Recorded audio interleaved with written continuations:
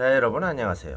크기가 큰 압력 탱크라든지 또는 대구경 파이프 같은 걸 공장 안에서 용접을 할 때에는 롤러라든지 또는 로테이터 위에서 용접하는 경우가 많이 있습니다. 그럴 때에는 수직 포지션으로 용접하는 경우도 많이 있습니다. 물론 일지 포지션으로도 용접을 하는 방법도 좋습니다. 하지만 수직 용접이 더 효율적인 경우도 있습니다. 그래서 오늘은 이 파이프를 수직 포지션으로만 파이프 전체를 용접하는 걸 보여드릴게요. 이렇게 핏업을 했고요. 동서남북 이렇게 네 군데에 가접을 했습니다. 탱크라든지 대구경 파이프를 핏업할 때에는 가접을 조금 길게 하는 것이 더 견고합니다. 루트 패스를 할 때 오류가 많이 생기는 부분은 연결 부위입니다. 마무리 부분에서 연결을 할 때와 가접과 연결을 할 때 그런 오류들이 많이 발생하게 됩니다. 그런 오류들을 예방하는 방법 중에 하나는 연결된 부위를 그라인더로 날카롭게 갈아주시면 그런 실수를 범할 확률을 줄이실 수 있습니다. 이전에 보여드렸다시피 루트 패스 과정에서 사용할 수 있는 위빙 테크닉들은 여러 가지가 있습니다. 그 중에서 이런 위빙 방법으로 용접을 할 때 한 가지 팁을 드릴게요. 베벨링된 파이프 사이에는 V자 홈이 만들어집니다. 이 V자 홈에서 노즐이 움직일 때 큰 노즐을 사용하게 되면 노즐이 움직임이 불편해 보입니다. V자 홈의 크기에 비해서 노즐이 크기 때문에 노즐의 움직임이 안정적이지 않습니다. 이때 작은 노즐을 사용하게 되면 V자 홈 속으로 노즐이 들어가기 때문에 노즐의 움직임이 비교적 안정적입니다. 노즐의 움직임이 안정적이게 되면 그만큼 토치를 컨트롤하기가 더 쉬워집니다. 물론 작은 노즐의 단점도 있으니 참고하시고요. 노즐의 내경은 10mm 정도 됩니다. 텅스텐 길이는 7mm 정도 됩니다. 그러면 이 정도 각도가 만들어집니다. 이건 2.4mm 용접봉입니다.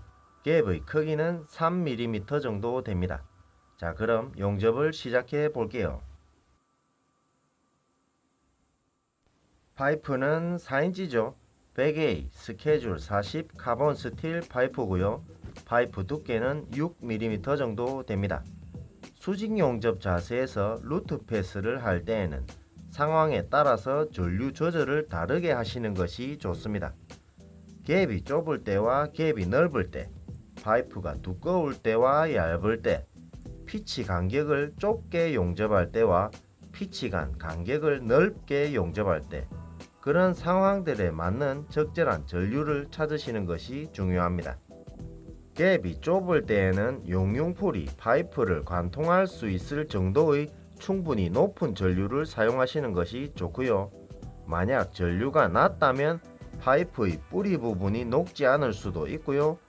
용접봉을 충분히 녹이지 못하는 경우도 생기기 때문에 백비드의 높이가 낮게 만들어지는 경우도 있습니다. 반대로 만약 파이프 사이의 갭이 넓을 때 높은 전류를 사용하게 된다면 용융풀이 묽어져서 용접봉과 용융풀이 떨어지려는 성질이 강해집니다. 용접봉과 용융풀이 분리되지 않게 유지하기 위해서 용접봉을 더 많이 공급해야 되고요. 그렇게 되면 백비드가 너무 많이 튀어나올 확률이 높아집니다.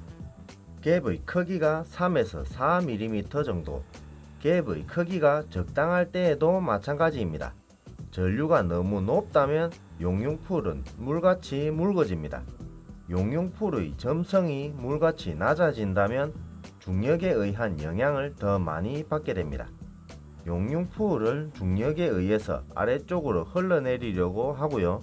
그럼 용접봉과 용융풀이 분리될 확률도 높아지게 됩니다.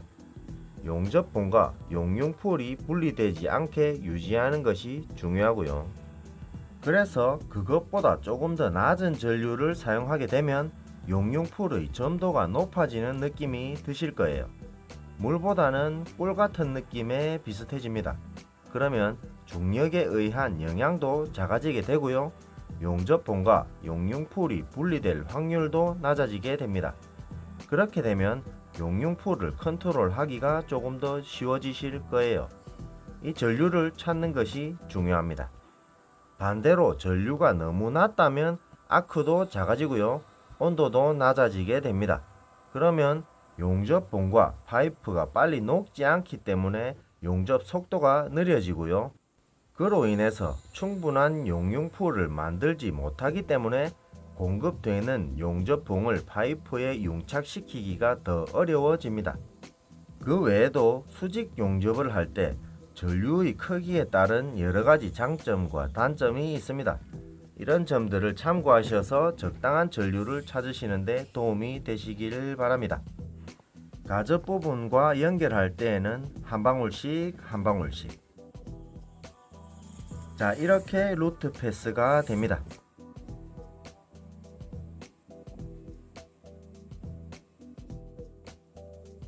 용접을 할 때 용융풀을 눈으로 직접 보는 것과 용융풀을 카메라에 담았을 때와는 조금 다르게 보이는 경우가 가끔 있습니다.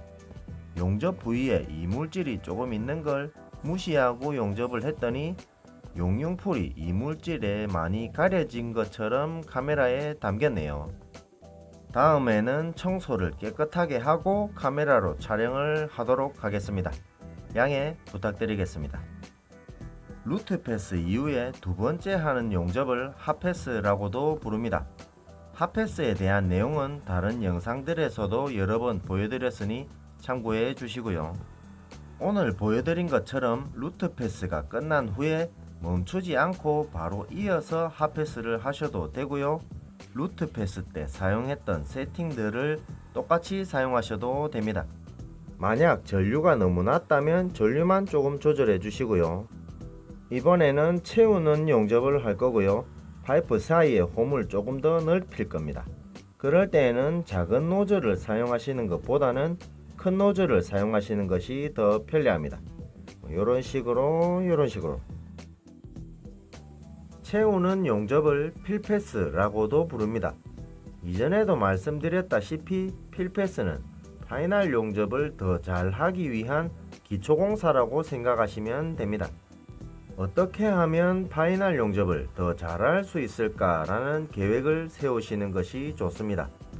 파이널 용접을 원활하게 할 수 있는 용접 부위의 높이를 만들어주는 과정이고요. 파이널 용접을 원활하게 진행할 수 있는 반듯한 길과 그 길의 폭을 만드는 과정이라고 생각하시면 될 것 같네요. 그 계획대로 필패스를 진행하시면 되겠습니다. 자, 이렇게 필패스를 하시면 되고요.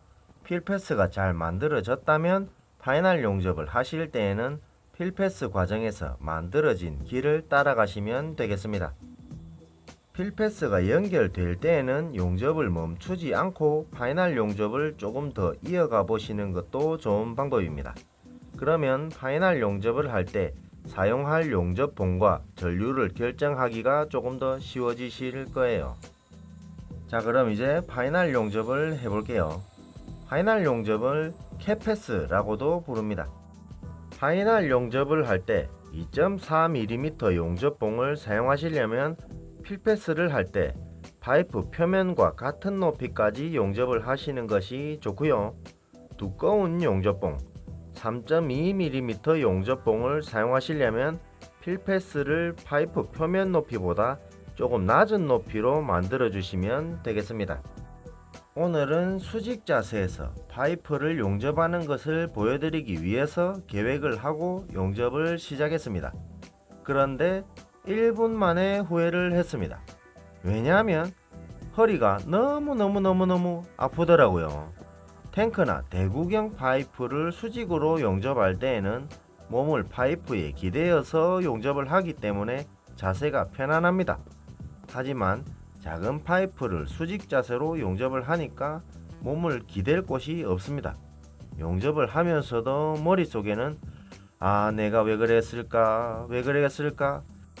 내가 왜 이런 자세로 용접을 하고 있을까? 미친 거죠. 이날 허리에 파스를 3개를 붙이고 잤습니다.